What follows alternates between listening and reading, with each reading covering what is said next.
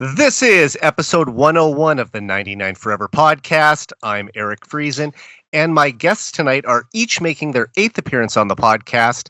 They are the two biggest Oilers fans in Brazil, Gabriel Candido and Diego Pontes. Guys, welcome back to the show. Oh, Eric, it's for the eighth time and for many more, the pleasure is all ours, as great broadcasters used to say. And it's always a pleasure to talk with you guys who know so many things about the Oilers, about hockey, and it's always a pleasure to talk with you that are not only some Oilers fans, but are indeed friends talking about this amazing team.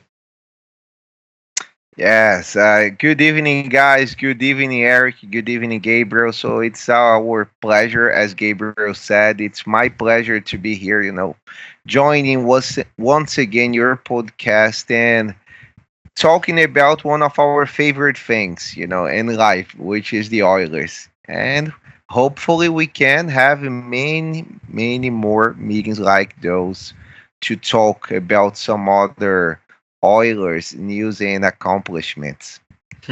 Absolutely. It's always great to talk to you guys too. And there's a lot of Oilers topics I want to get your thoughts on tonight. But because this is the first time you've both been back on the podcast since last April, I want to start by just talking a little about the Oilers Cup run last spring. And I know you both became Oilers fans after 2006. So that would have been the first chance you had to watch the Oilers play for the Stanley Cup this past June. So after following this team for so many years, how special was it for you to finally see the Oilers reach the final? And what are a few of your favorite moments from the Oilers playoff run last year? Gabriel, you can start us off tonight. It was amazing. We were expecting to see the Oilers playing in a Stanley Cup final since the last 2-3 playoff runs when the Oilers lost to the Vegas Golden Knights and the Colorado Avalanche as well. And even when they had that, unfortunately, an unexpected loss to the Winnipeg Jets and all that mess with the pandemic. But anyway, it was amazing. It was even better that I could even realize I could even dream about it. I remember mostly like the Game 7 day, like I was the whole day searching for like a broadcast, something that I could listen and that I could be into the game. That was pretty late in the evening here in Brazil, and we don't have it 24/7 in the TV like in Edmonton. But I was searching for some radio broadcasts, anything to be related. It was unforgettable. Even if the result was not the best, it was unforgettable at all. And about the moments that were remarkable in this run. There are so many, but so many. It's free. It's like so few that you ask there. It's like impossible to gather free. If you ask it for 10, I could listen some 10, 20. But I'd like to start with the beginning. In the first game that the Oilers got against the Kings, in the game 1 of the third time that they were facing each other. And I remember the expectations were even higher for this year, and we started with the hat trick of Zach Hyman and McDavid. They ended with so many assists on that night, and we started in the best way possible. And I don't know if you want to give the other two, if you want to. Yeah, to give go ahead. Diego. You can list all yours. For me, we have as I said, a lot of them, and I want to choose some of different ones, not so obvious ones, like in the Canucks, for example, when they win the game 7, starting the game winning 3-0, and then 3-1, 3-2, and holding that lead with life. You could cut the air with so many tension that we have in the game 7 after that game 6 win. But I like to, as my second moment, it was the game 6 against the Stars that the Oilers clinched the Stanley Cup final, but mostly talk about the Stuart Skinner game, that he had so many problems in the Canucks series, and he returned, and then the game 6 mostly, he was amazing. If I remember properly, the Oilers had 10, 11, 12 shots on goal. It was not a great game for the Oilers forwards. but he was so consistent to save that win. That was 2-1 win against the Stars. It was a really, really remarkable moment. Of course, with all the clinching moment, McDavid and Draisaitl winning the Western Conference. And the third one, it was against the Game 6 of the Panthers in the Stanley Cup Final, but mostly when Zach Hyman finished the game, the Oilers won 5-1 in Edmonton. Everybody who already had ruled out a comeback for the Oilers, and Zach Hyman, he gave an interview that he said the job is not done. It's a great story, but you need to finish it. Everyone will forget if you don't finish it. And that moment I knew, oh my God, this team has the potential to do one of the most unimaginable things in the sports history, not only the hockey history. Unfortunately, they didn't win in Game 7, but one game away. One goal away, to be honest. One Yeah. goal away. But it was so great. It was by far one of the greatest experience, not only with the Edmonton Oilers, but with all the sports that I have ever seen. I'm so lucky to follow it, being an Oilers fan. Yeah, because you're a fan of more sports than just hockey. So, obviously I know how big soccer is in Brazil. Yeah. So, where does that cup run rank for you among the greatest sports moments in your life? Oh my gosh, it was great because in soccer I support two teams that they are not so big here in Brazil. One is from a small city and one is not in a great position nationally. So I never had something really, really big happening in soccer. My main sport was always hockey. I tried to follow some others like basketball and baseball as well, but there's Formula One with races, but nothing can compare about this run that the Oilers had. Unfortunately, as I said, so many times, I will say my whole life, even if the Oilers win 10 in a row, unfortunately they couldn't give one of the comebacks of the century. But nevertheless, it was amazing. It was amazing. It was unforgettable. I can live 100 years from now, and I always remember that cup, that 2023-24 cup. And Diego, can you describe what that cup run meant to you as a longtime Oilers fan? And what are a few moments from the 24 playoffs that you'll never forget? Oh, that cup run was everything for me, actually. My wife, she saw me crying here when I was watching the cup finals, because I said, for the first time in many years, I will be watching the cup finals, and my team is there. So it was a really special moment. Gabriel said really well. It could have been the comeback of the century. Unfortunately, it wasn't, but there will be some other chances for the Oilers, and I just enjoyed every single piece of that cup run. To name some of my favorite moments to list here will be kind of challenging, but I will try to be fair. So, one of the best moments was the Evander Kane goal on the third period against Vancouver. He scored such a beauty and gave Edmonton a 5-1 lead on the third period.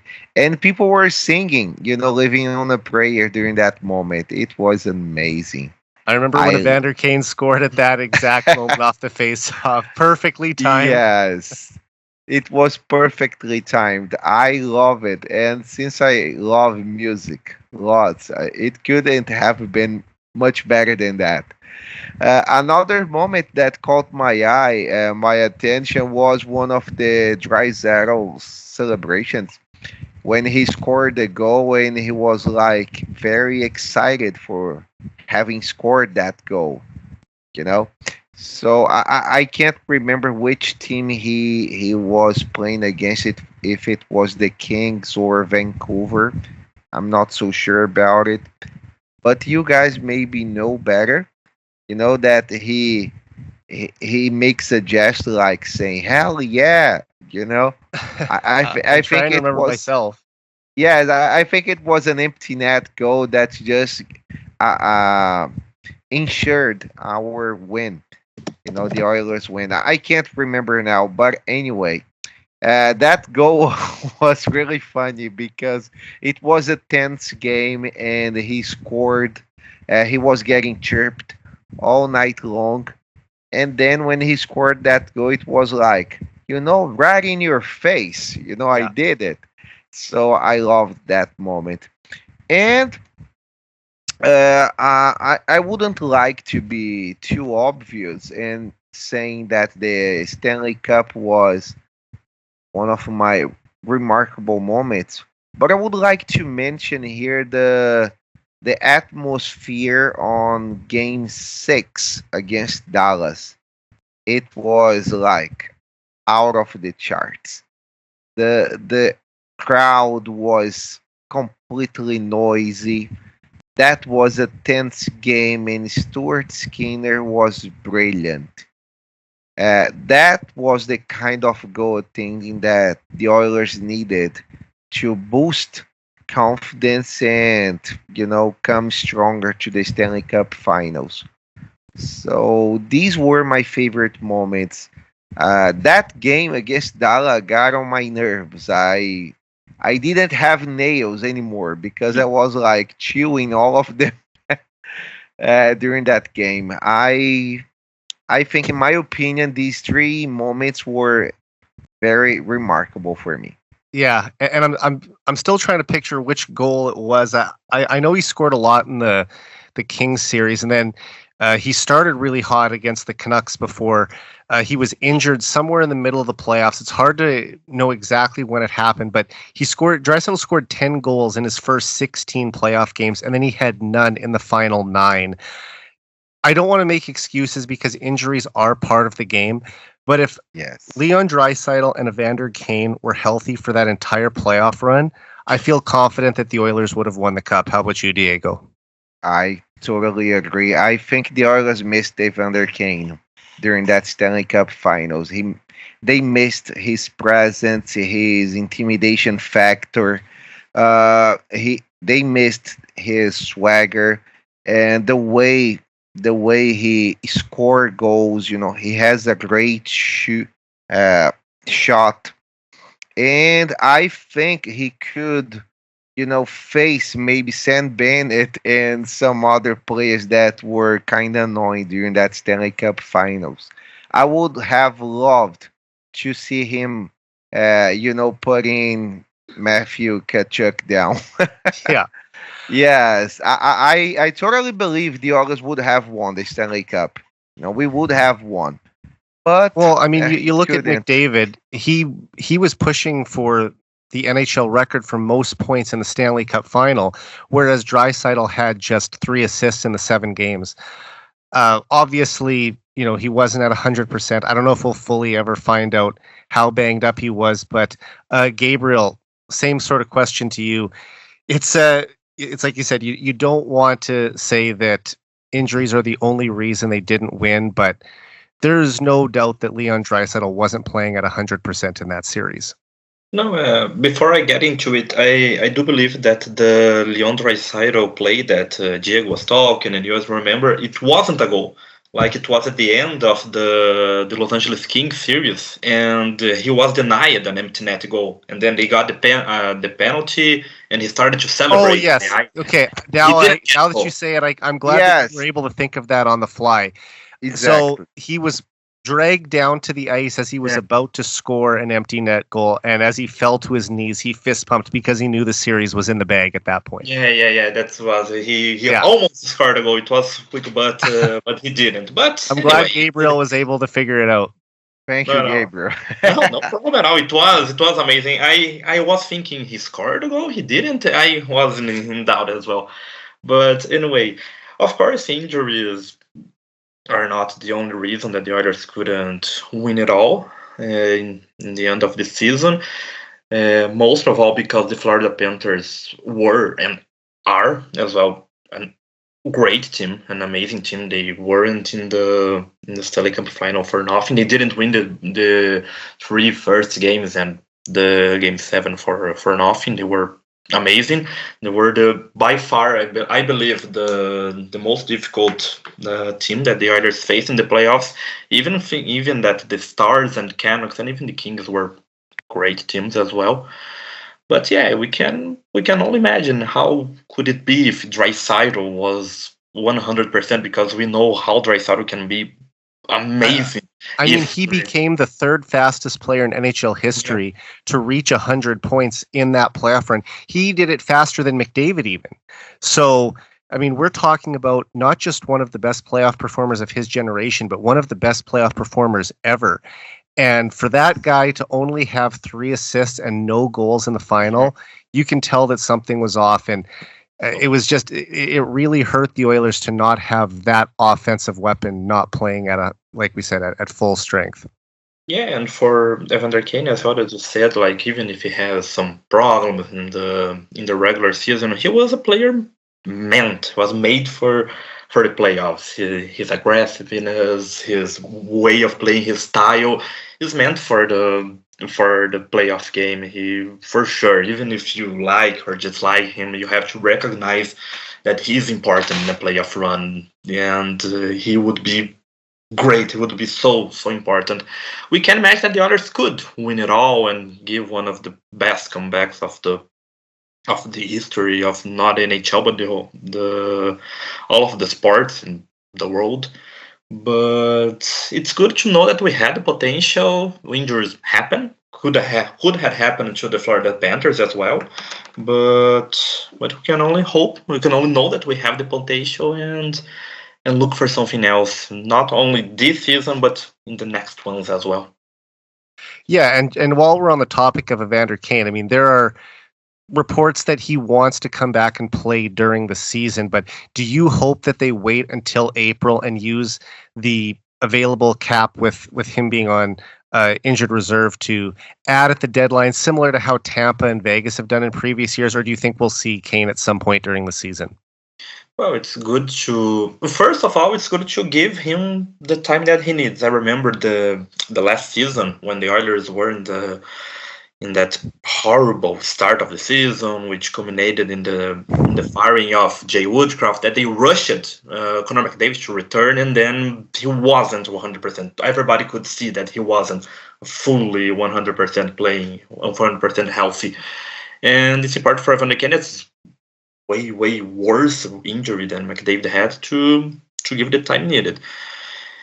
And speaking about cap space, it's not so something that we enjoy seeing. Like I remember I criticized a lot, mostly Vegas, of doing it with Mark Stone year after year after year after year. But it's legal. The NHL has done anything to prevent that from happening. And if he can come back only in playoff time, like if he can catch back, if he can practice and like be right at spot on the biggest stage, it's great to use the cap space, which is 5 million, 5.125. Yeah. And more than anything, just having a fully healthy Evander Kane come back for game 1 of the playoffs in April, that would be such a help to this team, even if there's a little bit of rust there going basically 10 months at that point without playing an NHL game. I just think having Kane finally enter the playoffs feeling at his best, I think would be such a huge asset to this team come playoff time. And how about you, Diego? Just before we move on from the playoff talk, what do you think? Will we see Kane at some point this season, or will he be back for game 1 of the playoffs? I think he comes back by the end of this season, for about game 70 or maybe 75. He will play a couple games before he gets completely acclimated to the pace of the game again. And I totally agree with you guys, with what Gabriel said, and you said he's a huge asset to this team. He could play a role that is lacking at the moment, which is the physical factor, and he's a proven scorer. He's a player that can decide games. When he played his first playoff season with the Oilers, he had like a hat trick during the playoffs. He scored about 10 goals, right? If I'm not mistaken. 10 to 12 goals during the playoff season.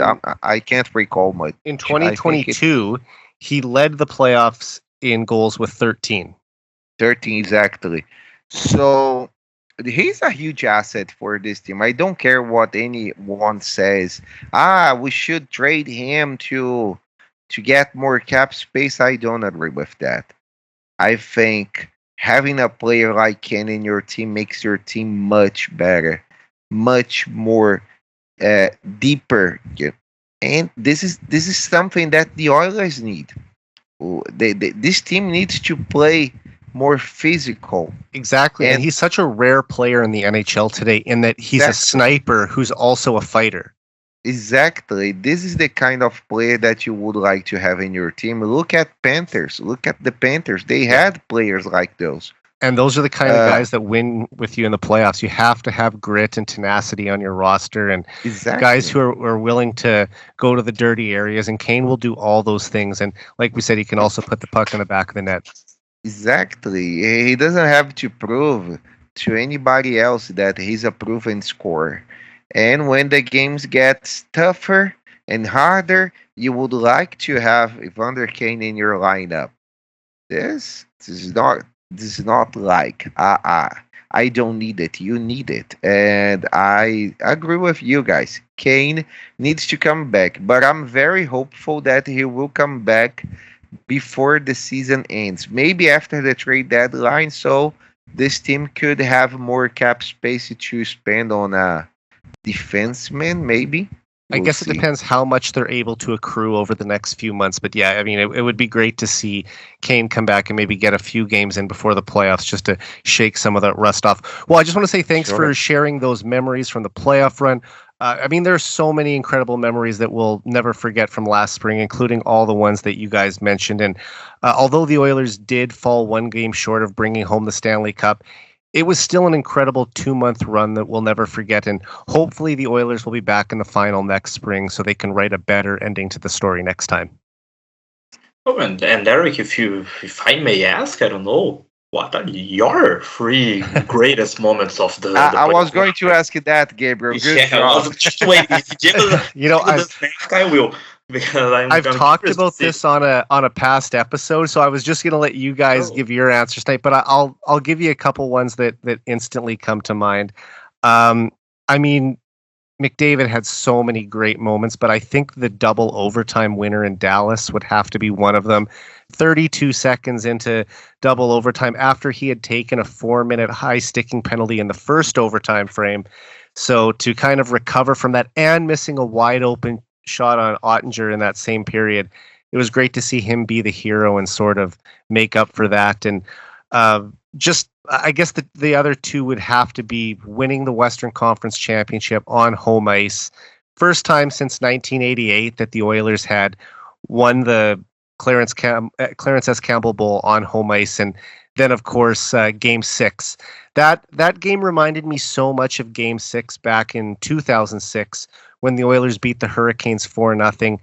And when they went on the road, there was a confidence that I had, and I think that a lot of Oilers fans had, that they were going to pull this off. They were going to overcome all the odds, despite their starting goalie getting injured in Game 1 of that series, that the Oilers were going to win the Stanley Cup. And unfortunately, 2024 ended the same way as 2006, coming up on the short end of the stick and not bringing home the trophy. But it was still an incredible win to get back in the series and tie it at 3-3 after trailing 3-0. And when it seemed like all hope was lost and the Oilers were just hanging on, trying not to get swept, and for them to give themselves an opportunity to make history and potentially pull off the greatest comeback in team sports history.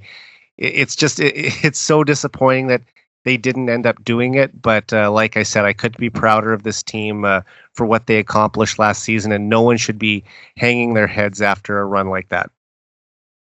Yes, and just look at the fact that this team showed resilience over one situation in which people said that there's no way the Oilers would come back to tie this series, and they did. So it was heartbreaking at the end, yes, indeed. But the path until this game was amazing, and I agree. We should be proud of this team because they proved to everyone they can compete for the cup, and they have all the talent. We just lost by one goal. Yep. I So we mean, you should couldn't be come any proud of that. closer. Yes, we should be proud of that. And I'm totally proud because despite the outcome, McDavid won the Conn Smythe Yep. Trophy, and that was just a sign, a demonstration of how great he can be. And he And deserved it more than anyone he else, despite, deserved more than being in a losing effort. anyone. Yes, even more than Bobrovsky. Oh, way more. Mhm. All right, let's dive into some current Oilers talk now. And as we're on the topic of McDavid, I think we should just continue there. Connor McDavid was presented with a golden stick in recognition of scoring his 1,000th career NHL point prior to the Oilers game against the Columbus Blue Jackets on Thursday night at Rogers Place. McDavid recorded his 1,000th point in a 3-2 win over the Nashville Predators on November 14th, earning first, second, and third star honors that night. He became the fourth player to ever record 1,000 points with the franchise, joining Wayne Gretzky, Yari Curry, and Mark Messier. McDavid scored the game-tying goal off the rush in the second period to notch his 1,000th point, and then set up Darnell Nurse's overtime winner to pick up point number 1,001. Diego, do you think this is the most remarkable accomplishment of McDavid's prolific career so far? One of those.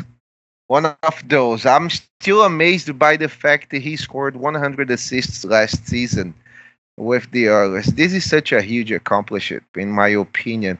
We expect that McDavid would reach like 1,000 points in his career. Not this early, actually, which is surprising, but I expect that to happen. It was bound to happen. But I would say now maybe some people will disagree with me that when he scored 100 assists, I think this accomplishment was way more impressive. Because at some point we would expect that McDavid would score 1,000 points in 10 seasons, which is indeed one of the most amazing milestones we've seen, by a player of his caliber. And I'm still impressed. I'm still amazed by his talent. I can't describe. I don't have enough adjectives to describe the magic that McDavid provides every single game. After The watching him talent for he 10 years, has. we're running out of ways to describe Yes, we ran out of adjectives. That's the truth. But yes, it was one of the biggest accomplishments he has done in his whole career. But I would still choose the 100 assists. This is very impressive, in my it. opinion. Even over 150 points. Oh yes, the 150 points. That's true, and I'm still holding on my guess. One day he will score 192 points. I I'm think going you to called insist that. on this opinion. I think you called that back in 2021. Yes. So, we're hoping that that's going to come sooner rather than later, and if it's going to happen, it'll probably be in the next couple of years. And Gabriel, McDavid has already achieved so much personal success in the NHL, and he still has many years left to add to his legacy. But do you think reaching 1,000 points as quickly as he did is the greatest accomplishment of his career? Yeah, as Diego said, he has so many accomplishments but like 5 Art Ross trophies, 3 Hart Memorial ones. But we gotta remember that he was drafted in 2015, and in less than 10 seasons, we are right now in 2024, and he already has 1,000 points. It's amazing. It's unbelievable. If we ask for someone in the draft day that everybody knows that McDavid would be a phenomenal, I believe nobody would predict that he would be this kind of phenomenal. Like he was not even getting to 1,000 points, but being the fourth fastest to reach it in the NHL history, being only behind Mike Bossy, Mario Lemieux, and of course Wayne Gretzky, which is unbelievable. But putting him already ahead of names like Curie, Stasny, Lafleur, Yzerman, and so many other great ones, it's amazing. I do believe that by now, at this moment, it's his greatest accomplishment all. But we can only wait. We can never doubt McDavid. We know that he can do even more and be even greater than he is right now. Like every single game, he never ceases to amaze us. Like for example, today I saw like an stat that he has the same number of points as Ryan Getzlaf had in his entire career. And Getzlaf, it's a Anaheim Ducks legend. He played amazing. It was like one of the greatest. And right now they both have a 1,019. So and McDavid in about half the amount of time, yeah. Yeah, and McDavid only has 27 years old, I believe, 27, 28. And man, it's amazing. As I always say, as a lot of people say, it's a history being written in front of our eyes right now, seeing McDavid play. As a lot of things people talked about Gretzky, that amazing team with Curie, Messier, Grant Fuhr, and of course Lemieux, and many others. We will be talking about Connor McDavid for our entire life. And it's interesting that he was the 99th player to ever reach 1,000 points, considering the Gretzky played his prime years in Edmonton. It's just kind of funny how that worked out. Mm-hmm. No, yeah, and like we can only expect that he can beat so many other records. But as he always said, and that's something that I really, really find we can appreciate that in Connor McDavid, that he publicly talks that he doesn't care about like personal stats, that his only goal, his only objective right now is for the team, is to win the Stanley Cup for the team, and not only think about himself, speak about himself. Like he always think about the others, about the team, about his companions. That's great. But if he can break a lot of personal records in this way, it would be even more amazing. Absolutely. And I mean, trying to determine the most remarkable accomplishment of McDavid's career isn't easy because, as we said, there's so many options. Like we talked about the 153-point season, 100 assists last year. He outright led the league in goals, assists, and points in a single season back in 2023 as well. Only the fifth player to ever lead the league in all three categories in 1 year. He broke the NHL record for most playoff assists. Most assists in a single playoff year last spring. He's won 14 individual awards, including 5 scoring titles. But I think there's a strong case to be made that his 1,000th point milestone is the most impressive of them all. McDavid became, like we said, the 4th fastest player in NHL history to record 1,000 points, doing so in just 659 games.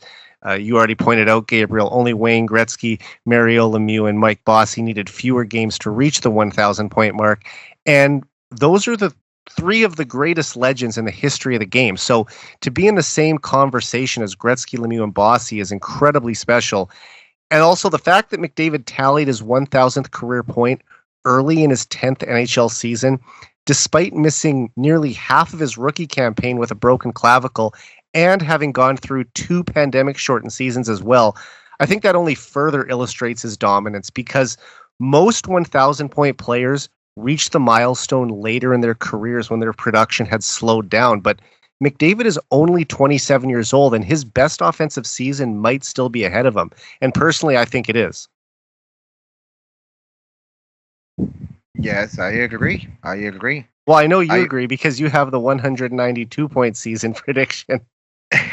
Yes, absolutely. I think he still has many years at his prime. This idea that his curve is slowing down, his prime is passing by. I don't think so. If we look at the greatest players, you can even compare to Ovechkin, who was scoring at a huge pace, until he gets injured, and then Crosby, who is still playing at a high high level, even though he's like 37 years old.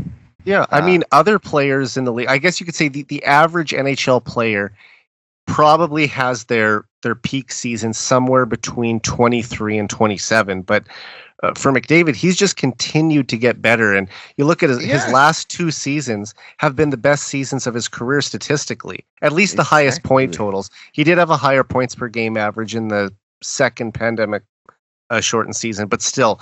The fact that he is continuing to get better, I mean, look at what he did in the playoffs this past year. So it just kind of shows that there's no regression there. If anything, he's just getting better. Yes, he's getting better and better. And after tallying his 1,000th point, McDavid was mobbed by his teammates as they flooded off the bench to celebrate the historic milestone. Gabriel, how much did you enjoy seeing the way his teammates reacted to his 1,000th point? Everybody knew that McDavid was scoring his 1,000th point in that night against the Nashville Predators. Like he only needed 1 point, and it's really, really hard to find a game when Connor McDavid doesn't score any points. So it was only a matter of time. It's not about if. It's not like, if will this happen? No, it's like when in the game this will happen. And his 1,000 point was so great, as you already said, Eric. It was assisted by Darnell Nurse and Leon Draisaitl, which is two of the main line mates that he has in his whole career in the they played together for 10 years. Yeah, of course. If you can only put like a third assist, it would be perfect to see Nugent Hopkins getting that as well, to be a perfect goal and illustrated the whole Oilers history in his playing in Edmonton.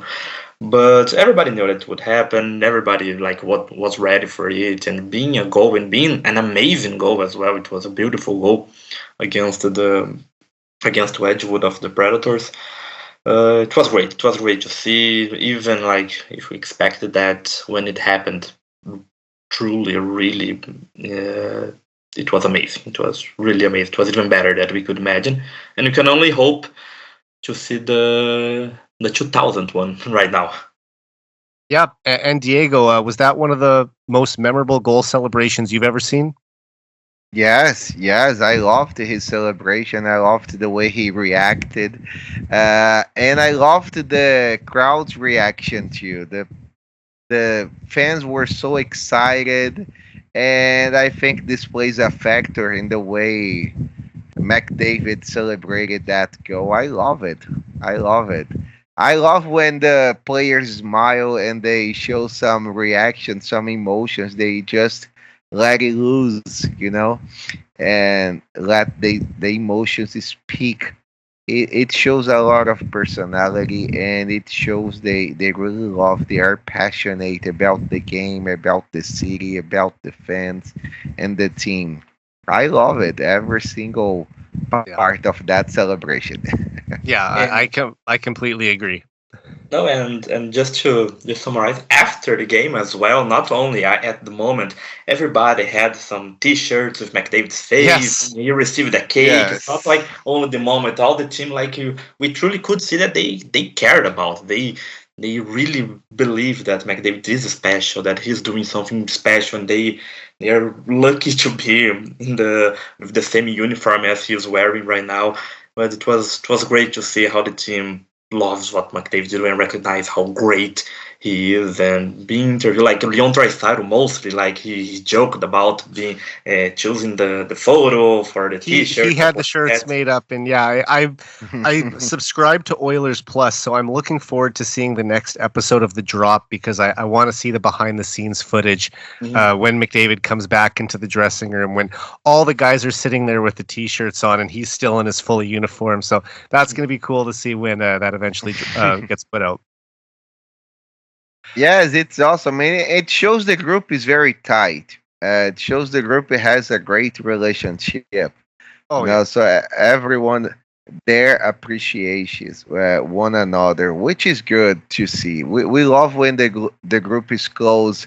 You just reminded me when there was an episode of the Oilers Plus in which Hyman scored like 50 goals. And when he scored his 50th goal, Draisaitl just, screamed and he said, Hyman, in a very Yeah. excited way. And I loved to see that. It shows that this group is close. They like to be in around together, so they do appreciate each other's company, which is amazing. It's great to see that. This is a great recipe for a successful team, in my opinion. Yeah, and it also reminds me back in 2023 when Nugent Hopkins got his 100th point. I think it was against the Ducks. And after the game, McDavid and Draisaitl wheeled out a cake into the dressing room with 100 on it, and they were laughing so much. And, because both of them have hit 100 points several times before. And for Nugent Hopkins now to get to this after what would have been his 12th year in the league at that time, it was a huge moment for him. And I think that kind of camaraderie between the team is really big. And it just shows, like you basically said, how much they mean to each other. Yes. Yeah, so they love each other's company, so they truly care about one another. And you could also see and bring here Hyman's speech when they lost the Cup Finals. Yeah. That he said he loved that group and he hoped that everyone would come back together for the next season. We know that didn't happen. No, but they were able to keep most of the core. But yes, like you said, they lost some of the support pieces on that team. And a tough break for sure. And, we don't see an entire team empty the bench to celebrate a goal very often. But scoring 1,000 points in the NHL is a big deal, especially considering how young McDavid is and how fast he got there. And I think the fact that Leon Draisaitl and Darnell Nurse, his two best friends on the team, picked up the assists on that goal made it even more special for him. And it was pretty fitting, actually, that the Oilers' first-round picks in 2013, 2014, and 2015 all connected on that goal to reach the milestone.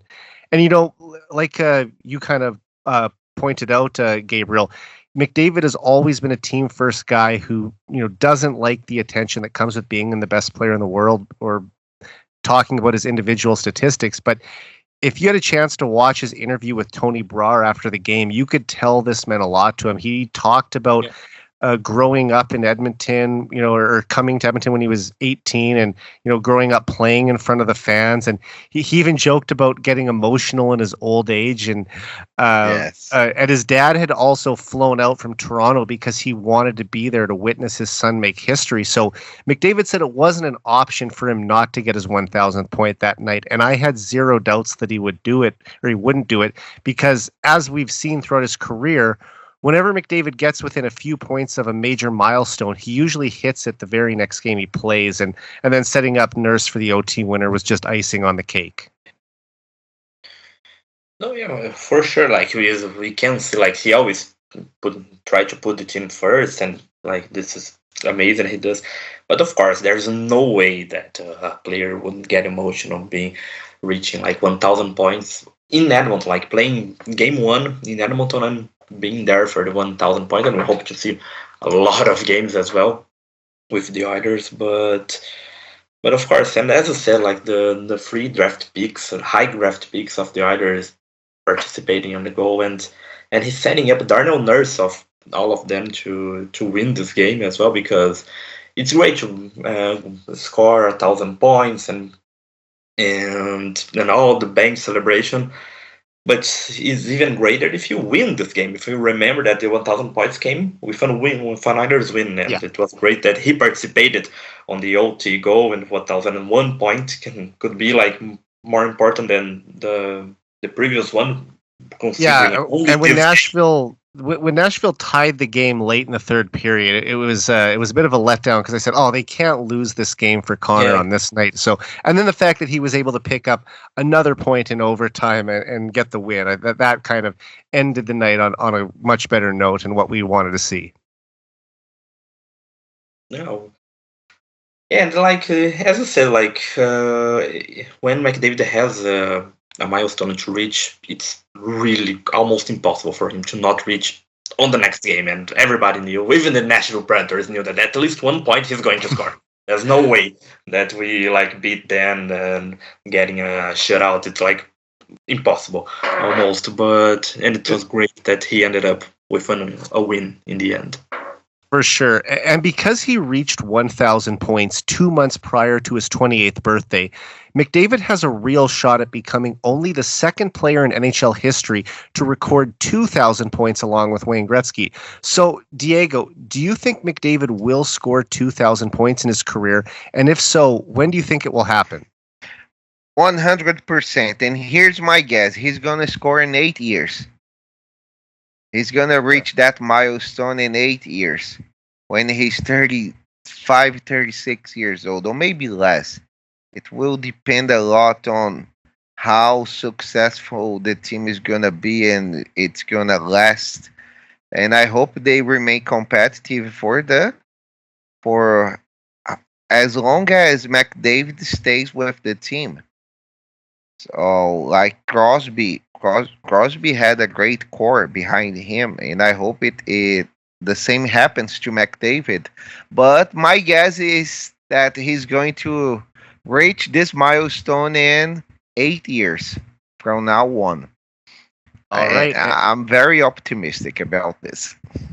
And Gabriel, do you expect that McDavid will eventually join Gretzky in the 2,000 point club? And if so, how many more years do you think it will take him?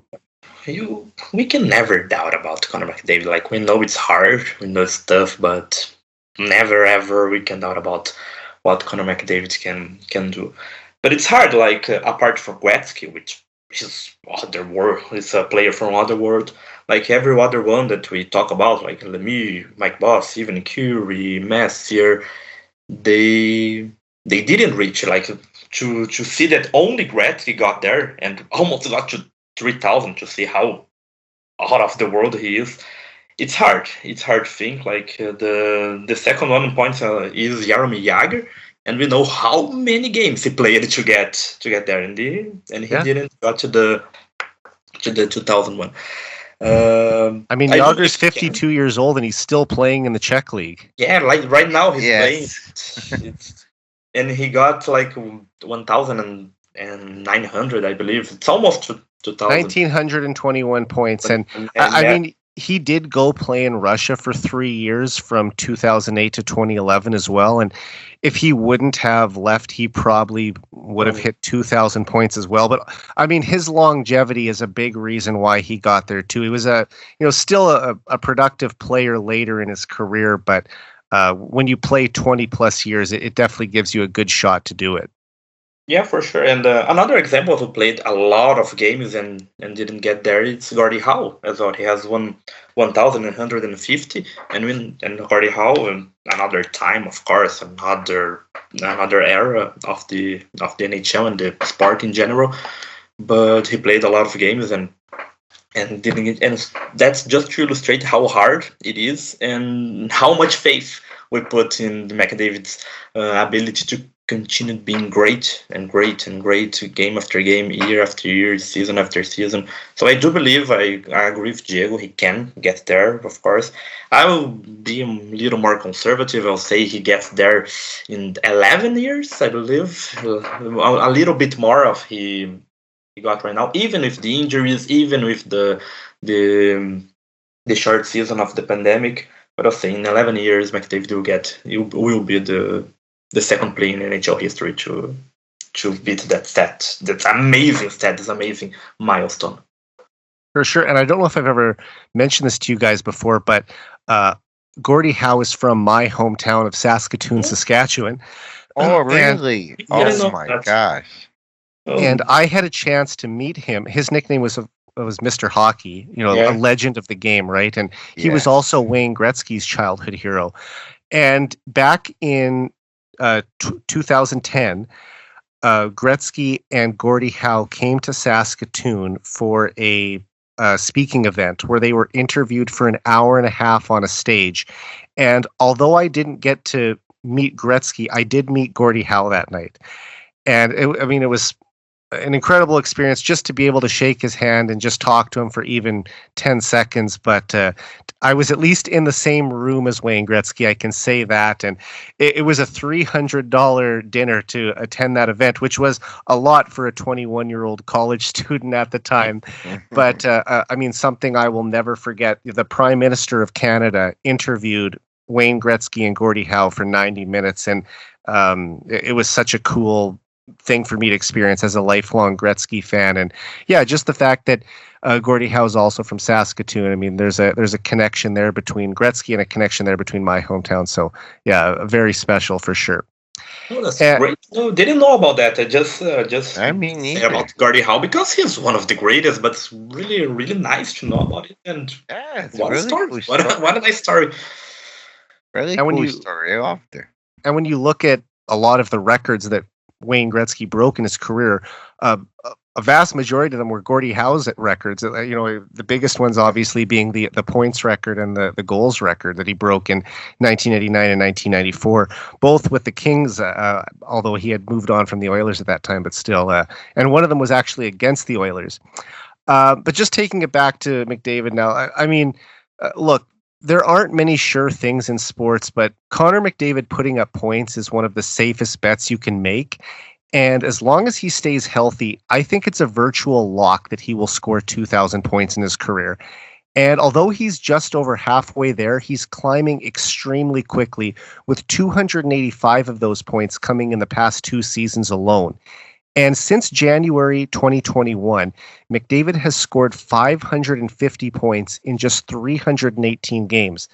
That's nearly 4 seasons worth of hockey where he's been at a 142-point pace. And thanks to his incredible scoring rate, one of hockey's rarest milestones is now within his reach. So here's the math on how I think he'll do it. For 7 straight seasons, including this one, McDavid has averaged more than 120 points per 82 games. I think he can maintain that level for another 5 seasons after this one until he's 33. And that's due to his unbelievable offensive talent, scoring being up across the league.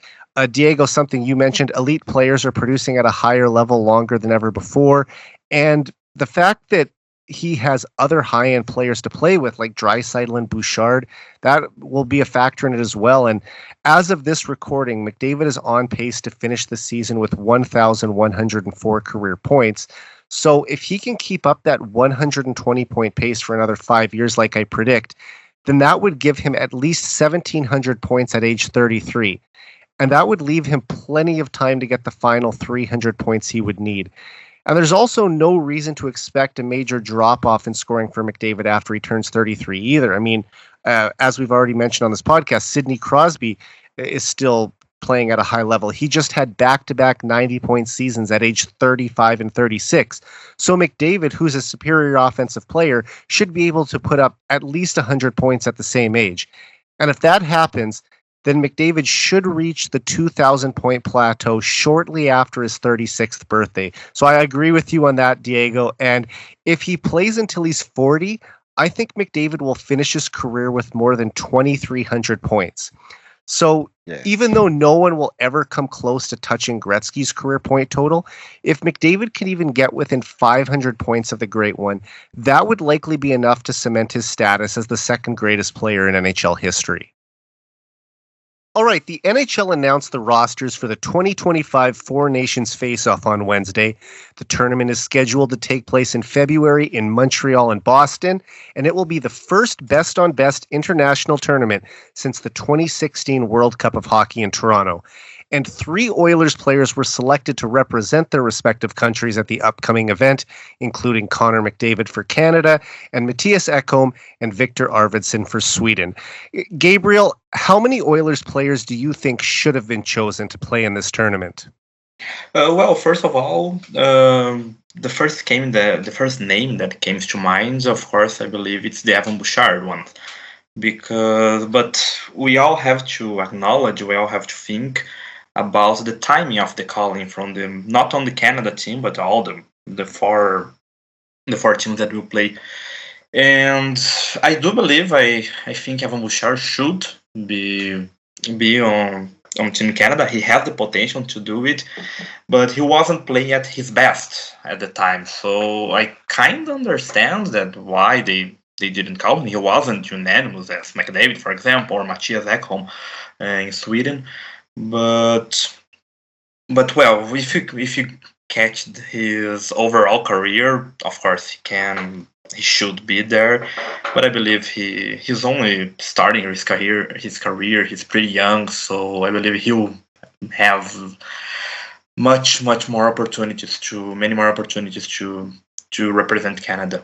The second one that almost all the people were talking about, and about the same reason at the time of the calling, he wasn't playing his best and he was injured as well, was Zach Hyman.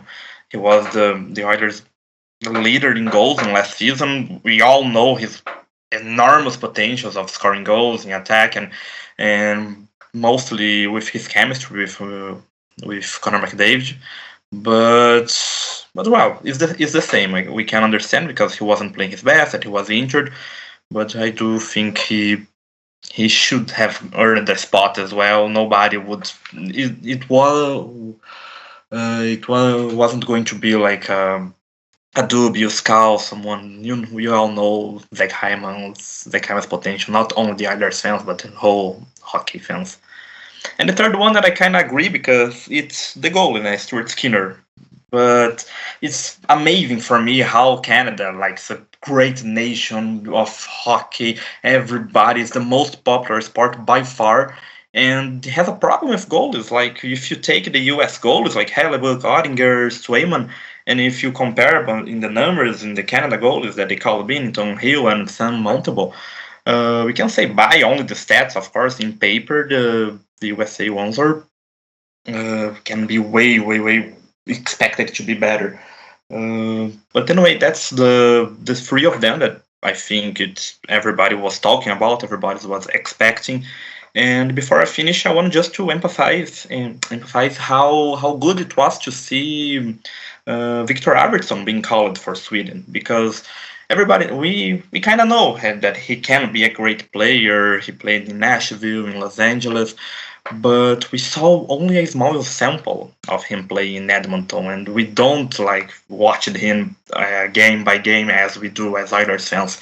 So it's good to see and good to recognize that he has a great potential of being a great player, not only playing by Sweden, but mostly in the Edmonton Oilers. Oh, for sure. And, when a player is coming to a new team in a new city, it often takes them a little while to get acclimated and just used to their new surroundings. And I think right before Arvidsson got hurt, he was playing some really good hockey, and it looked like he was building some chemistry with Leon Draisaitl. And that's why it's been a shame that he's been out for a few weeks now, because it all started to turn around in that game in Vancouver. And I'm looking forward to getting him back in the lineup soon. We know that he's supposed to resume skating next week, so hopefully that's a good sign that we'll see him back playing for the Oilers before Christmas here. And Diego, do you think there should have been more players from the Oilers picked to play in this tournament than just McDavid, Ekholm, and Arvidsson? Yes, absolutely. Absolutely. I agree with Gabriel picks, and I couldn't say much about them because Gabriel explained really well. But I totally agree that maybe a defenseman should have been different. Yeah, I don't know if you guys would agree with me, but I'm sorry.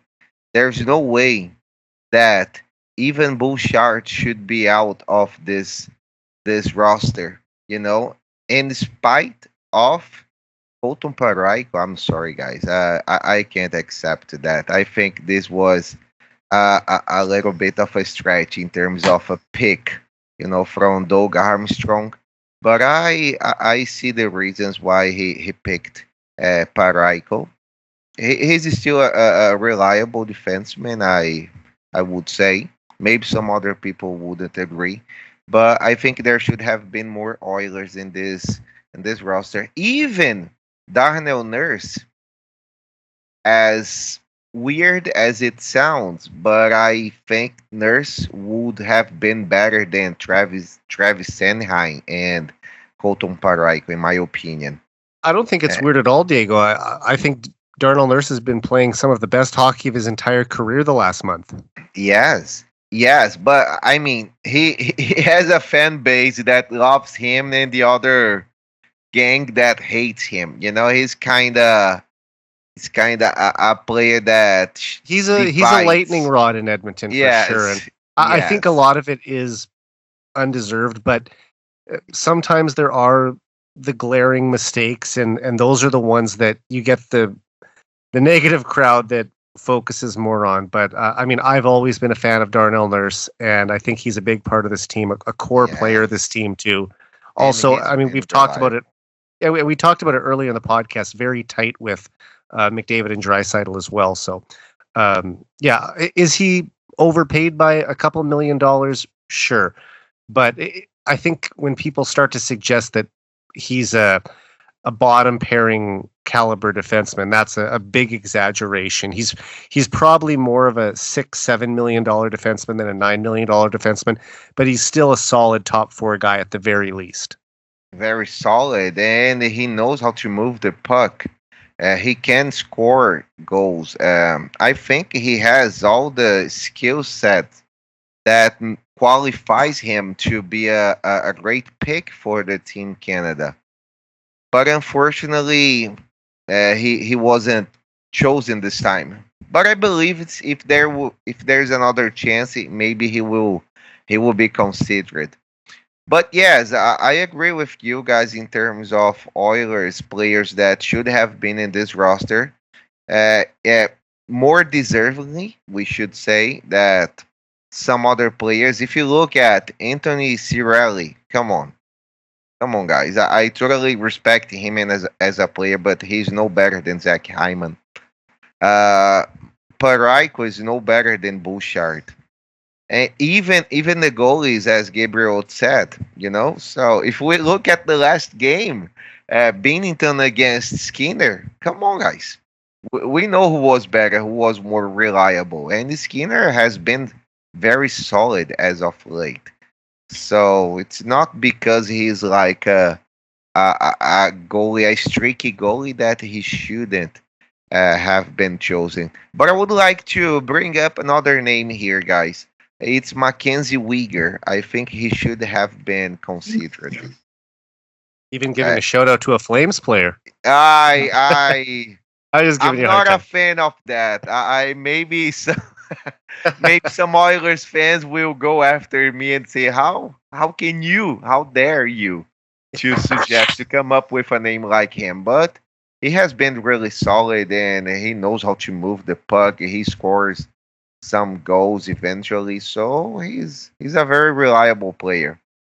So Yeah, I'm Bouchard sorry. and I'm Bouchard sorry, and Arthur, Nurse are the two for that. players that you think should have made it from the Oilers then?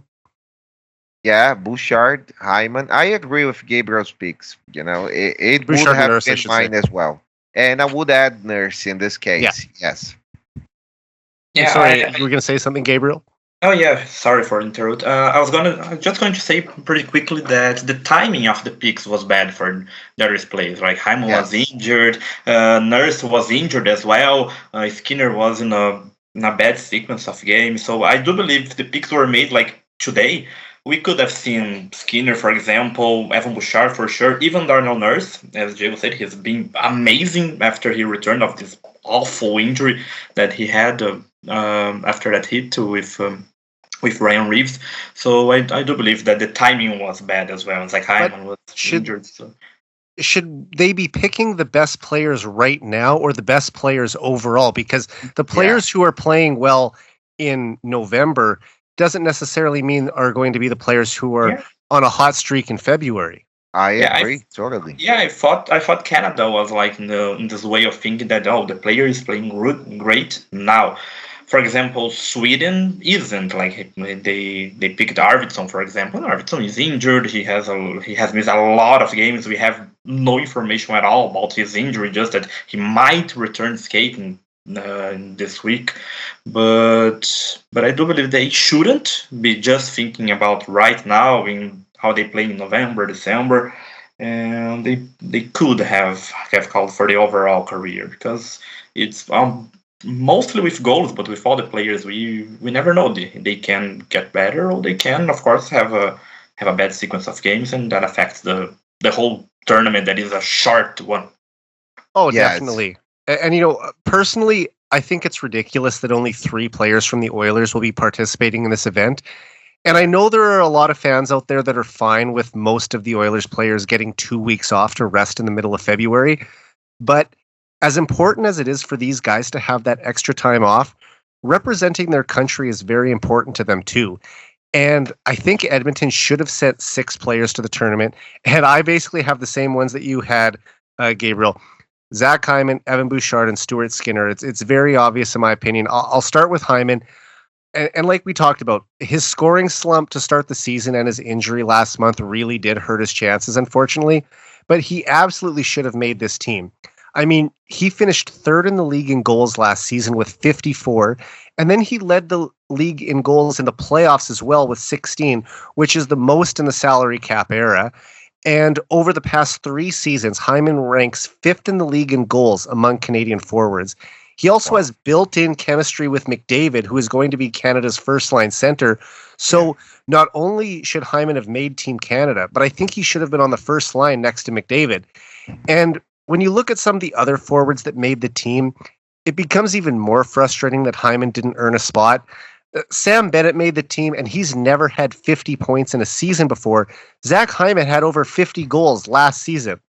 And someone might say, oh, Bennett made it because he brings a lot of grit and tenacity, but Hyman is known for his relentlessness on the forecheck and tenacity too, and he's also a much bigger offensive threat. And Seth Jarvis is a good young player as well, but What has he done to deserve a spot on this team more than Hyman? So there's some puzzling decisions here, and while I don't want anyone to get hurt, if there are any injuries before this tournament, I hope that Hyman is near the top of the list for potential replacements. He should. He should. He knows how to be positioned in the crease. During the power plays, he should be there. Screening the goalie. He scored a lot of goals in that area. He's the best name. And as you said, he complements McDavid's game. He has the chemistry. So it is a puzzling decision, to choose some other players over Zach Hyman, in my opinion. And I would like just to add up the fact that Cale Makar can quarterback the power play unit 1. But who's going to quarterback the power play unit 2? Exactly. And I will get to that on my next point about Bouchard as well. But I just think, just to wrap up on Hyman, yes, Canada does have a ton of quality and depth to pick from throughout the NHL, but to me, leaving a 50-goal scorer off this team is a bad decision, and maybe they'll win the tournament regardless, but still, I think Zach Hyman deserves to be there, and I feel bad because over the past year, he's had a couple opportunities that he's missed out on. And for one was the Olympics, or not the Olympics, the All-Star game last year. And it was in his hometown of Toronto, in the arena where he used to play for the Leafs. And I think that would have been such a cool opportunity for him to get to go play in an All-Star game, because he was 31 at the time. And if not, then when will it ever happen? And he probably never will get to play in an All-Star game now. He definitely deserved to be there last year, and everything had lined up perfectly for it to happen in his hometown. And I just feel, really bad for the guy that he didn't get picked to play in that game, and now to be left off of this roster too. It's been a couple letdowns for a guy who has deserved these things, and just due to a fan vote last year and some questionable management picks this year, that he's not going to be playing for Canada, like I said, unless there happens to be an injury, and then maybe he gets picked as a replacement. But as for Bouchard, I think he might be an even bigger snub than Hyman. He had 82 points in 82 games last season as a defenseman, which is outstanding. And then he finished second in the league in playoff points with 32. Only McDavid had more points than Bouchard in the playoffs last year. In fact, Bouchard had 10 more points than any forward on the Florida Panthers during the 2024 playoffs. He also became the first defenseman in 30 years to put up 30 points in one postseason. And most impressively, he broke his assistant coach's Paul Coffey's NHL record for most assists in a single playoff year with 26. And somehow this guy isn't on Team Canada. I mean, that's a major omission in my opinion. Bouchard is easily one of the 6 best Canadian defensemen in the NHL. And anyone who says he's bad defensively doesn't watch enough Oilers games, because his defensive metrics are fine and improving. But that gets overshadowed by the occasional big mistake in his own zone, similar to Darnell Nurse. And so I'm pretty disappointed that Bouchard didn't make it. But if he ends up making the Canadian Olympic roster in 2026, I'll be a lot happier, because this event is ultimately just a showcase for the Winter Olympics 14 months from now anyway. Yes. Yes, I agree. I agree. And not to, of course, we talk about the Oilers players for sure, and we focus on them on our Oilers podcast. But as Diego said, like there wasn't only the Oilers that had some big omissions from Canada. As we said, Mackenzie Weegar is one. I do believe Chris Tanev, of course, is a amazing player that can be better than Kontoparenko or a lot of other ones. On the floor is not only Zach Hyman, as we said, but Carter Verhaeghe we Oilers fans unfortunately know how good he can be. The young ones like Connor McDavid, Michael Celebrin, even have a short NHL career, could have a spot. So it's like having a good problem for the Team Canada. Some picks were difficult to accept, especially as you said, with a lot of stats one after another that justify with Hyman and mostly Bouchard. But it's good to see that it's good, no, but it's we can see that not only Oilers had some big snubs and other teams as well. Yeah, for sure. And also, coming into this season, I think most experts had Stuart Skinner as one of Canada's 3 goalies. But once again, some recency bias probably hurt him. And yes, he has a sub-900 save percentage so far this season. However, he has a .930 save percentage or better in 6 of his last 7 starts. And as we've seen over the past 2 seasons, he gets better as the season goes on. And look, I understand picking Adin Hill and Jordan Binnington. They've both won Stanley Cups as starters. Hill is probably the best Canadian goalie right now. And Blues GM Doug Armstrong is also Canada's GM. So I knew Binnington was going to make this team. It's also probably a big reason why Parayko's on this team. And I mean, with John Cooper as the coach from the Tampa Bay Lightning, he's going to have a certain amount of influence with Lightning players being there too. But even if Skinner had to sit in the press box, I still would have taken him over Sam Montembeault. I mean, Skinner finished 3rd in the league in wins last season and was only 2 back of the league lead. He had a .916 save percentage from American Thanksgiving until the end of the season. And then he backstopped the Oilers to Game 7 of the Stanley Cup Final while outplaying Jake Ottinger and Sergei Bobrovsky head-to-head in the postseason. I was going to say that. And, you know, he already has 35 games of playoff experience, which is a lot for a young goaltender. And he's won 4 of the 6 playoff series he's played in over the past 2 years. So if you take all of that into consideration, I think he should have at least been Canada's 3rd string goalie. But once again, hopefully he proves he belongs on the Olympic roster a year from now. Yeah, for sure. And not only Benito, as you said, like Adin Hill is another name that we Oilers fans, when Hill faces the Oilers, he becomes the Vezina. But we know that in the other games he's a okay goalie. He deserves his place, of course, but Stuart Skinner is not so far behind of him. And Sam Montembeault is the other one that I do believe that Skinner does not lose in anything to them, even having a bad sequence of games when the picks were made. Sorry, go ahead, Diego. No, if you, I was just going to say, if you consider the fact that Montembeault is young, so Skinner is. So I think Skinner's younger, point? Isn't he? Yes, probably he's younger than Montembeault.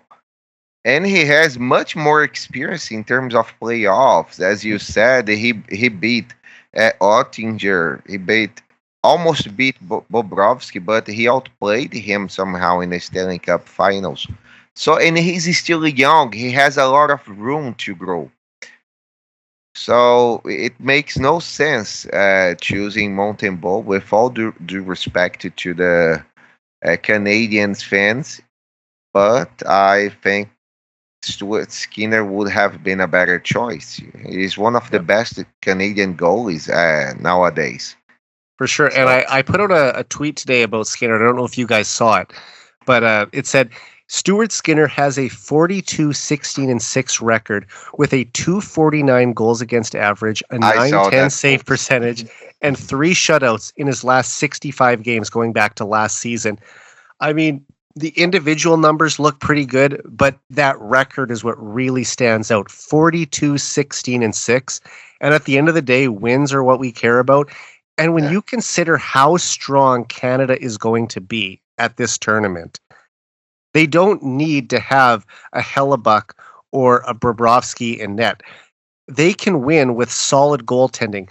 They're so strong at forward and defense that I'm not concerned about Stuart Skinner being behind that deep of a roster. Yeah, yeah, I agree. I agree with you. And looking at these 4 rosters on paper, which country do you think is the favorite to win the Four Nations face-off, Diego? So, in my opinion, I'm still cheering for Canada, and I'm going to choose them as the favorite to win because I totally trust in their firepower, and their forwards can be really lethal in the sense that they could score a lot of goals.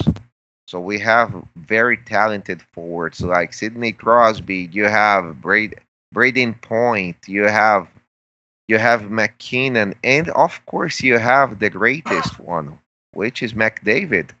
And we can still rely on Mitch Marner, which is a good player as well. So I believe Canada is the favorite to win. And if you look at the back end, they have Makar, Pietrangelo. I hate him, but we have to admit he's a great player. I think there's He's probably good a lot player. of Oilers fans that share that sentiment. Yes, yes. Well, although we hate, then we gotta admit he's a reliable defenseman.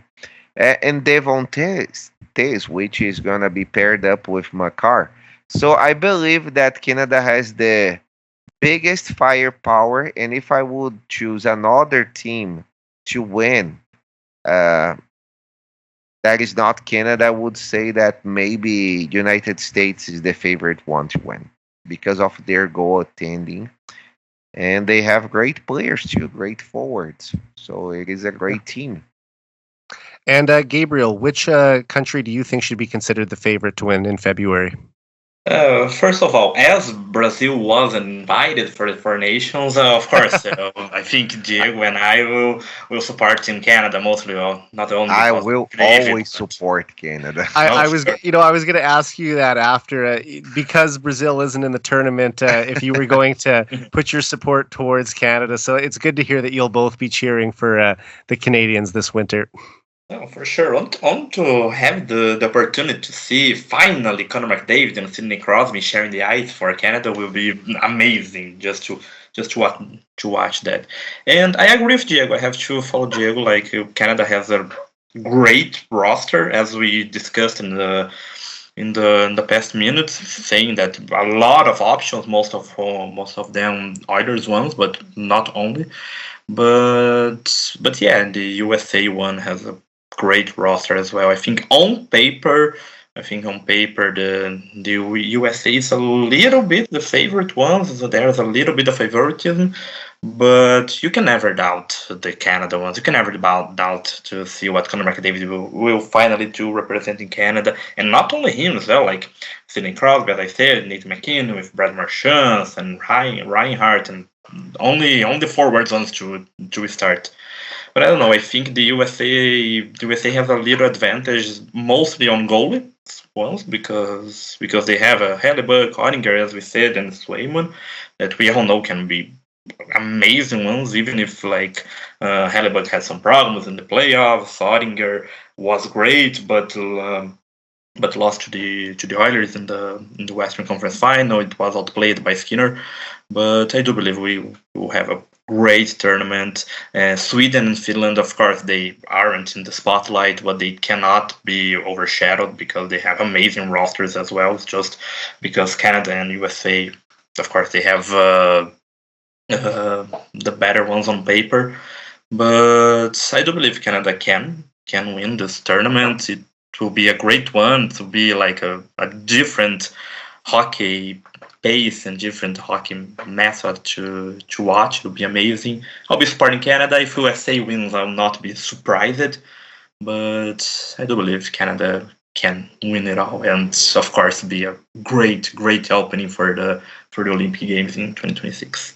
For sure, and I hope that both of you will be cheering for Canada next winter as well at the Olympics in Italy. Oh yeah, if Brazil didn't qualify, which is almost impossible, which we can say impossible, of course I'll be cheering for Canada, I'll be cheering for Connor McDavid, hope to see Evan Bouchard, Hyman Skinner as well, but Canada is on all of our favorite ones. And I think a big reason too, I mean, even if you're not Canadian, you guys are still Oilers fans, and you know how important that would be to McDavid's legacy to win a gold medal at the Olympics. So I think just as Oilers fans, you'd probably be cheering for that more than anything.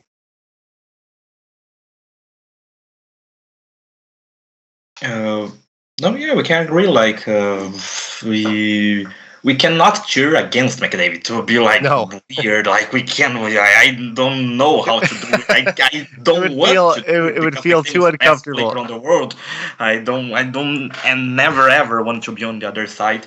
And it would be great if Canada wins. It's such a good idea, even with only 4 nations. Not speaking about Brazil, I was joking, but we have some, I know, another great nations as well, as Czechia, for example, and the European ones without Germany doesn't have a lot of players, but it's a developing hockey country. I mean, they've definitely been coming up, and they're producing some more top talent. So I think.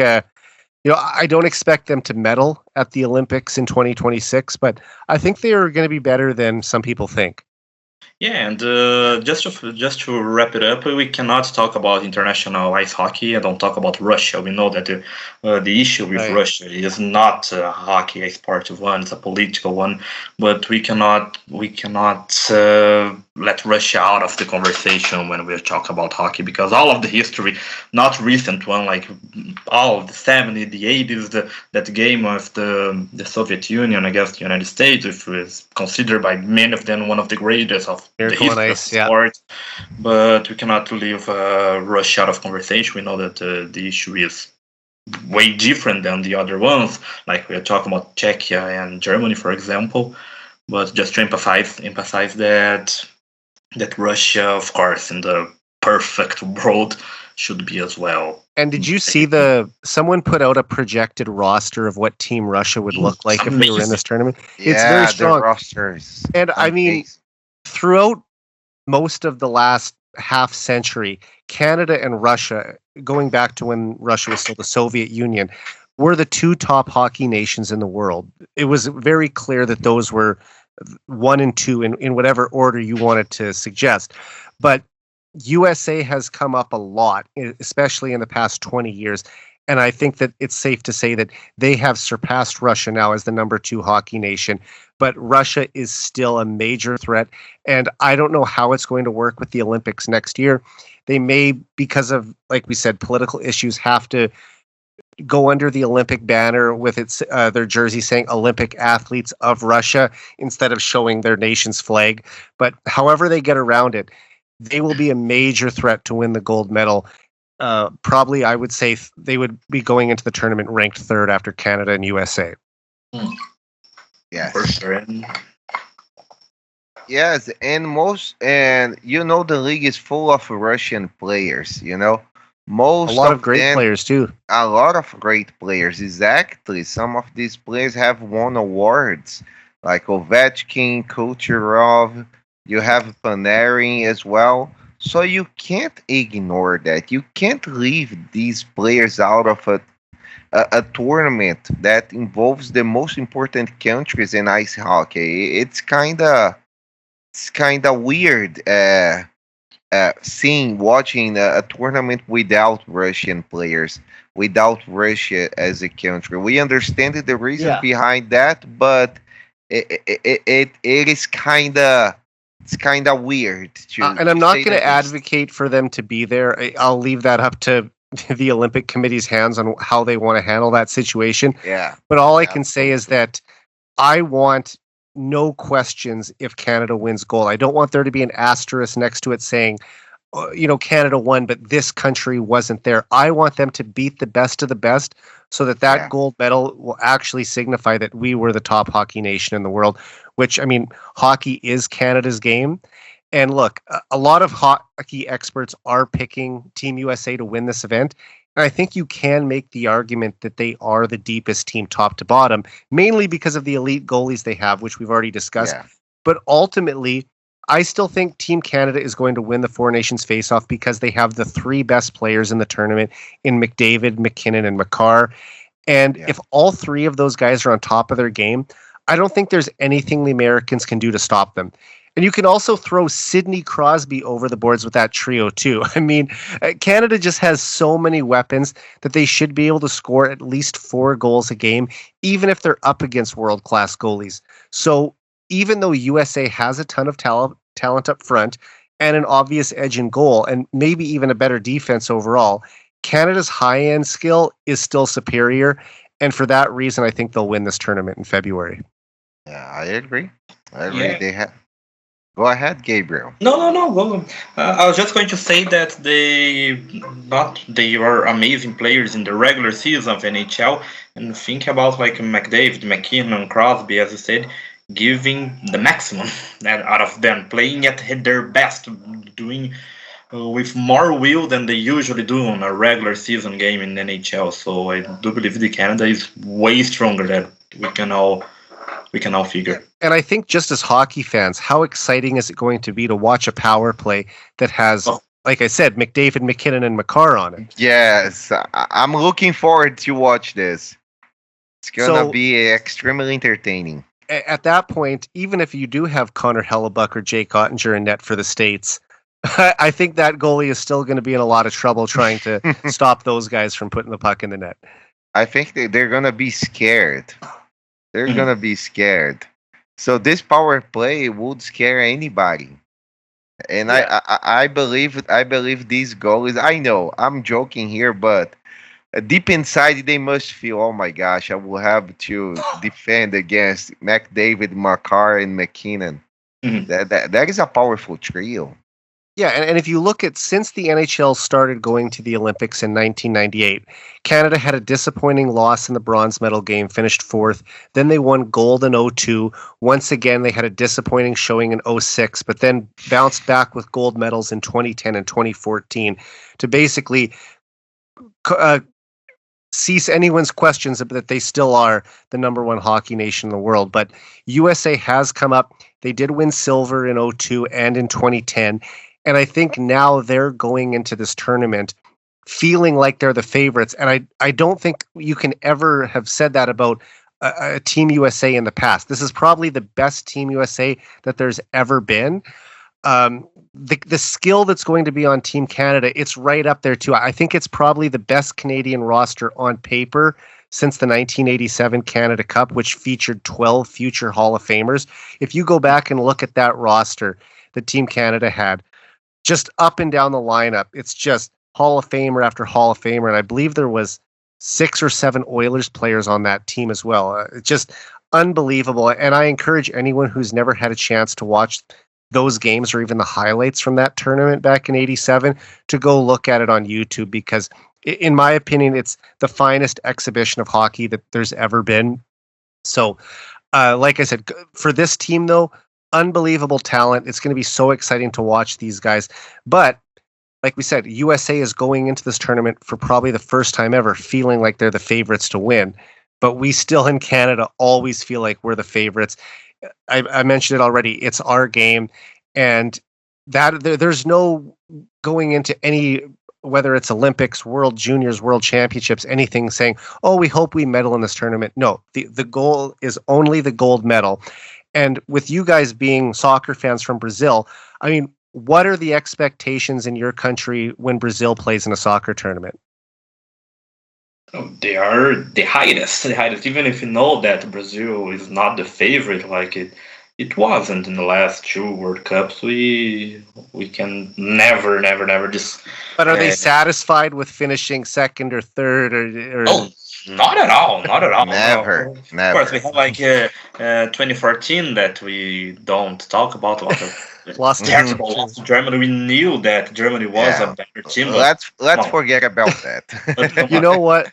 I have a friend in Canada, and she has lived in Canada since 2011, but I didn't meet her until the summer of 2014.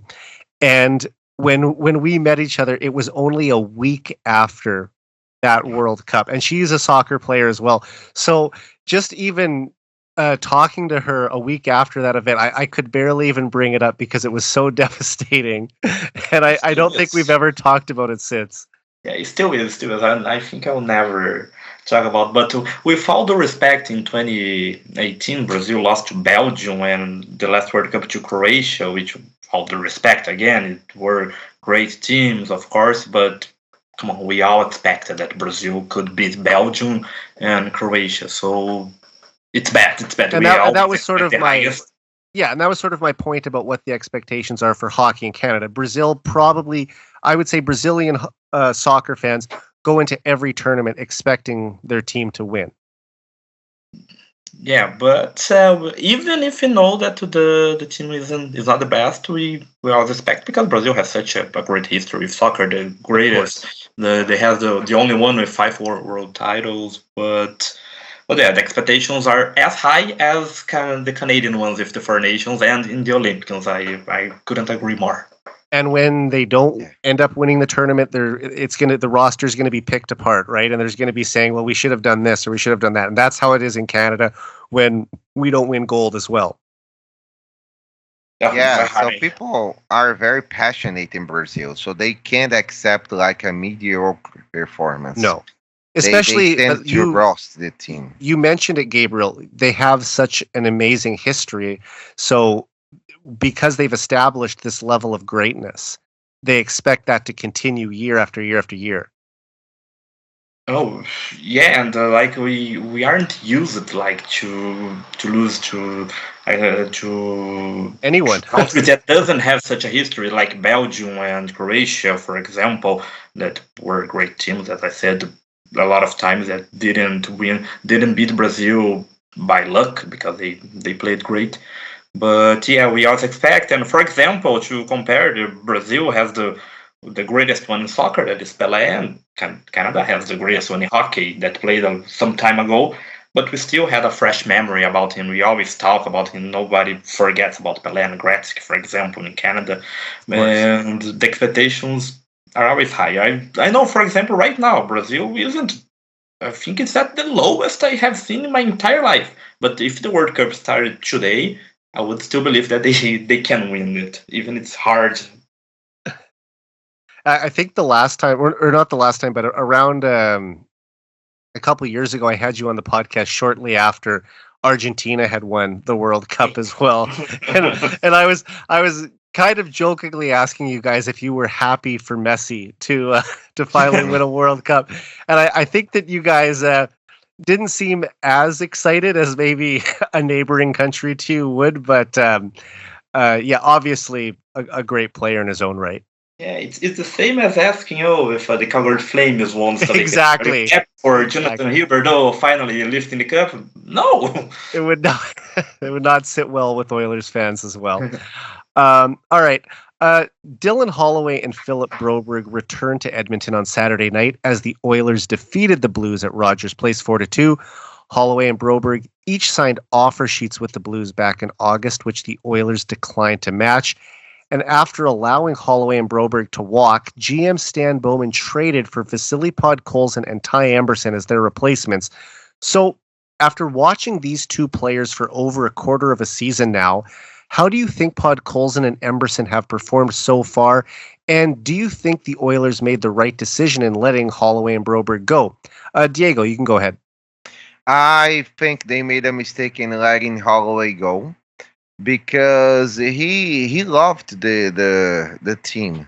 I mean, it sounds weird, Sounds maybe strange to say that, but he was a good fit for this team, and he's a speedy forward.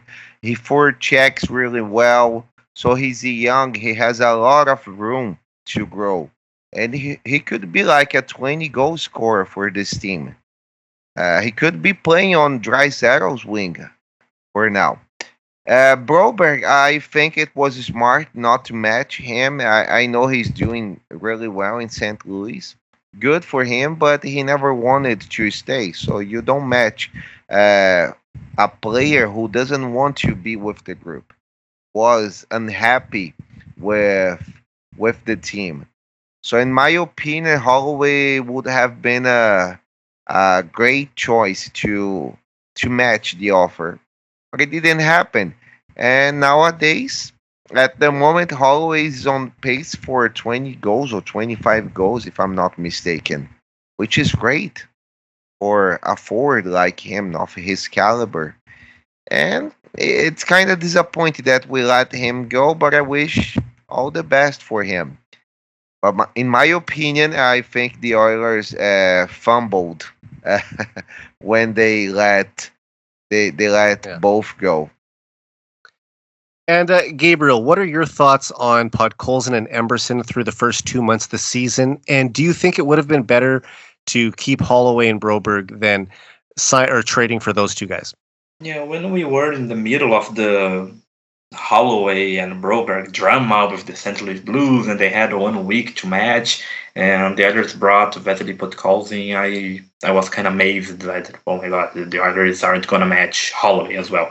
Because Broberg was like, sure, we are not playing 4.5 million, I believe, to Broberg, that he hasn't proven to be a great player as well.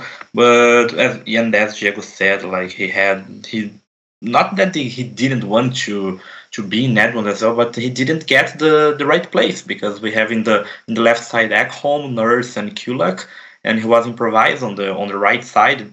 That wasn't playing his best. But Dylan Holloway, I think everyone agreed that the Oilers should have matched. I was sure that they were going to match Holloway until I saw the Podkolzin news to Edmonton. It was a bit of a signal, wasn't it? That yeah, I think I saw they may not match Holloway. And if you see, like, Holloway has 19 points on 29 games with Blues, and he's not playing all the games in the top 6. He's in the third line, I believe. Second line or not. I don't watch like all the Blues games, but I try to follow at least how Holloway is doing. But Podkolzin is doing great. I think he took like a ton off his shoulders when he finally scored his first goal, and he's doing great playing with Leon Draisaitl.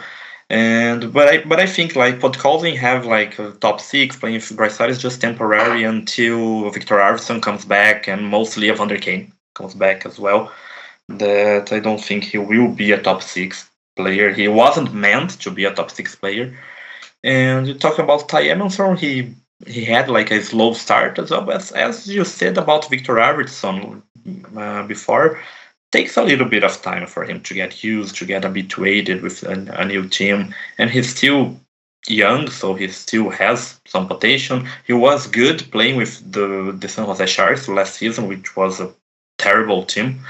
But yeah, I'm liking what I'm seeing mostly of Podkolzin right now. He's playing great. And yeah, I think I agree with Diego, and it's hard not to think that the others should have matched Dylan Holloway. It was a little bit more of 2 million. The others could have paid them with no problem at all. Like they made some signings, some dubious one like Josh Brown and Travis Dermott. They could have used that money to put on Dylan Holloway. Yeah, and for me, I still would rather have Holloway and Broberg on this team. The Oilers invested first-round picks into these players. They developed them, and they lost them both at age 23. And for the oldest team in the league, it's tough to lose a couple of good young players like that. I mean, I expected Broberg and Holloway to be key players for this team for years to come.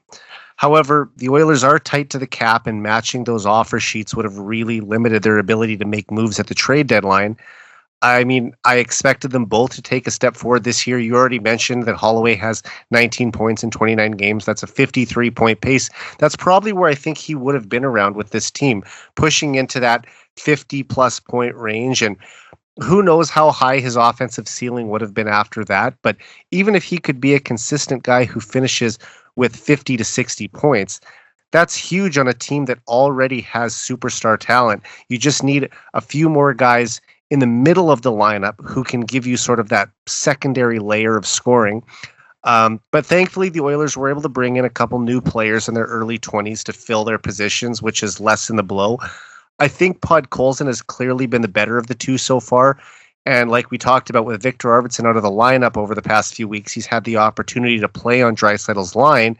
And even though Podkolzin didn't score in his first 21 games, head coach Chris Knoblauch kept playing him in the top six because he can retrieve pucks, he goes hard to the net, he can make some skilled plays, and he's willing to drop the gloves. And I think after he finally potted one against the Rangers a couple weeks ago, then that started to build his offensive confidence because he scored in 3 straight games. I'm also glad that his parents were able to see that. Apparently, they were in town visiting him for a few weeks, and for him to score in the final game that they attended before they flew back to Russia, that must have been a cool moment for him. And while I don't see him staying in the top 6 permanently, I think he can be a solid third liner for this team who can play physical and score 15 goals a season. And he's also signed for this year and next at $1.1 million. And those are the type of value contracts this team really needs going forward, especially when Draisaitl's contract kicks in a year from now. Bouchard needs a new deal as well. McDavid's going to get a huge deal 2 years from now. So having those guys who can give you productive minutes at right around $1 million, that's massive for this team. And as for Emberson, he looked a little shaky in October, but once he settled in with the new team, you could see his play was really starting to improve. And now he's firmly established himself as one of Edmonton's regular 6 defensemen over a guy like Travis Dermott. I mean, he's been excellent on the penalty kill and really helped turn that area of special teams around. He can block shots, he hits, he competes hard in board battles, he can get the puck out of danger. And Knoblauch also coached him in the AHL when they were both with the Rangers organization, so he knows how to get the most out of him. And I think that pairing Emberson with veterans like Brett Kulak or Troy Stetcher has really helped him too. And we also have to keep in mind that he's only played 56 NHL games, so he still has plenty of room to grow as a player. And while I'm not sure if he has top 4 potential, I think he should still be able to carve out a career for himself as a solid third pairing right shot defender. And similar to Podkolzin, the fact that his cap hit is under $1 million is really big for this team. Yes, and he's a young kid. He could be a great scorer for this team. He's been working hard. He's been doing all things right. He's been reliable defensively, so he just needs to pot in a couple more. So he's gonna be a great player for this team. And who knows if he raises his game, during the playoffs, when the playoff comes. It is something to be seen. People last season, they were after Connor Brown because he wasn't scoring much, but when the playoffs they came, Connor Brown was like a hero, especially because of his penalty killing skills. And surprisingly, Janmark was another player that was like embraced by the fans, during the playoffs because he was very reliable defensively. And he scored the only goal, the Game 7 goal of the Stanley Cup Finals for the Oilers. So these players, they can raise their game during the playoffs. They can be valuable assets for this team. And this team needs to be surprised in a good way, in a good sense. So maybe Podkolzin has more to show. Maybe he's going to be one of those players like Zach Kassian was during the playoffs, during the specific round. Who knows? And let's hope that they're able to hold on to these guys. I think that there's some similarities between Podkolzin and a guy like Klim Kostin, who unfortunately was only here for 1 year. I would have loved to see him stick around for a couple more as a fourth liner. because he scored some big goals in the playoffs. He was a big physical player, loved by the fans, had some great interview clips, but unfortunately he kind of priced himself out of Edmonton and forced a trade to Detroit for basically future considerations, and then was moved to San Jose. Although we already did talk about Kostin on the podcast last April when he was in the stands watching the Oilers in the playoffs wearing his Klim Kostin Oilers jersey. But Gabriel, I'll just give the last word to you on the show tonight. Do you see any of that comparison between the two players? Well, yeah, of course, both of them comes from the same environment, the same way they were raised. And yeah, of course, I do believe the Klim Kostin for the right price could have stayed in Edmonton. I do believe he himself thinks about that he could have earned a little less, but playing in a team that have a great shot to win in the Stanley Cup, playing with a team that has historic players like Connor McDavid and Leon Draisaitl. But yeah, the money can of course make a big difference in those players. I cannot say that I wouldn't do the same if I were in his shoes, but yeah, it would be great to see. I do agree that they have a lot of similarities in the aggressiveness, mostly with the way they play, But yeah, and thinking about the present, not thinking about more of Holloway and Broberg as well, which is great, but we cannot do anything right now. The Oilers lacked so many of the speed, of the youngness, that they had to bring a guy like Kasperi Kapanen, for example, to bring some speed for the game. I think he's been solid so far too. Oh, sorry, what did you say? I think he's been pretty solid for the team so far too. For sure. We didn't say, but the second line with Podkolzin and Kapanen with Draisaitl was a great surprise. As Diego said, players can surprise us, like Connor Brown after he scored the first goal. Matthias Emmerich, who is playing great, not only on the last playoffs, but right now he's one of the best forwards on the team. But he plays amazing on the penalty kill, which has been great in the last couple of games, But yeah, the roster I think will change a lot when the roster can change a lot when the playoff time has come. Mostly with Arvidsson and Evander Kane coming back, I do believe the others might do some trade. They'll add a defenseman at the deadline for sure. Yeah, the deadline and defense. They won't go into this playoff run without adding a defenseman.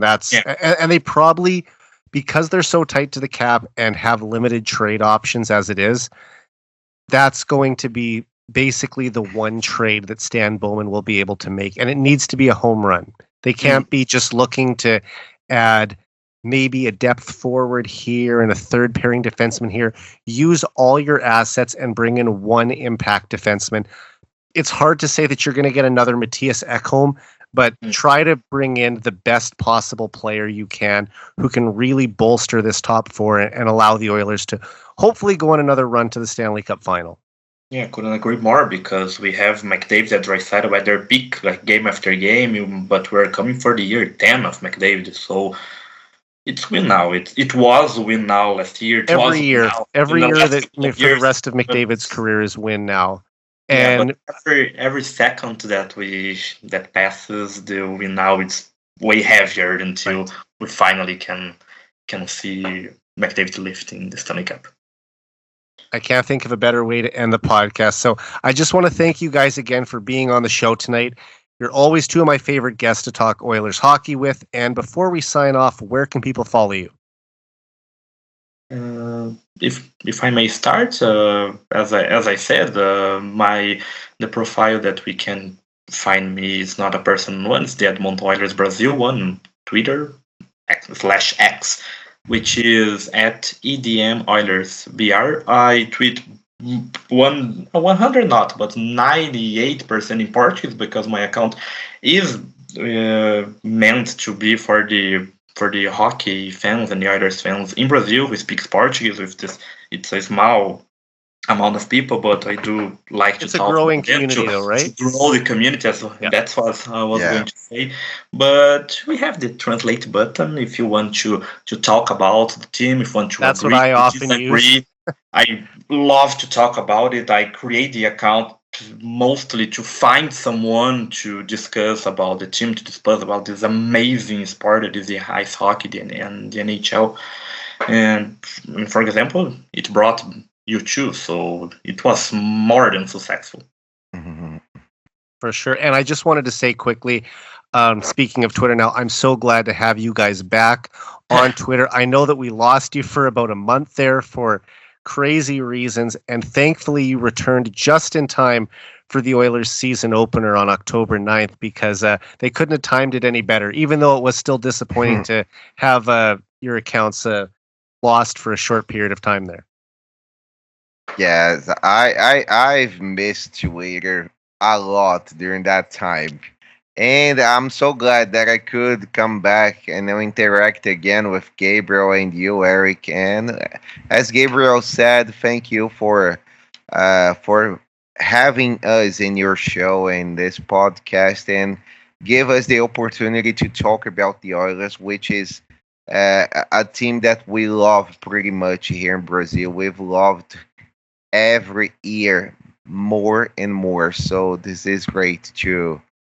This is something great that has happened to us, and we couldn't be more thankful than that.